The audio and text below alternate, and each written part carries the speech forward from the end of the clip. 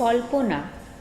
আমি যদি হতাম ছোট্ট পাখি, সারাদিন শুধু উড়ে বেড়াতাম, সব কাজে দিয়ে ফাঁকি।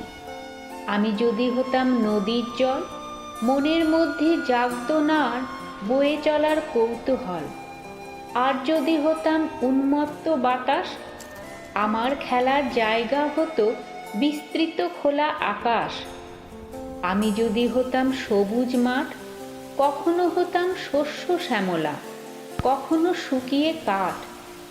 আর যদি হতাম অবলা পশু, চেয়ে দেখতাম মানুষের মুখ যেন অবোধ শিশু। আমি যদি হতাম প্রজাপতি, ফুলে ফুলে বসে মধু খেতাম, না চেয়ে কারো ক্ষতি। যদি হতাম আমি রূপকথার গল্প, আমার পরমায়ু হতো 2 পৃষ্ঠার মতো অল্প। এই বেশ ভালো আছি, বহু জন্মের পর মানুষ হয়েছি, তাই সবার জীবন আমি কল্পনায় উপভোগ করছি।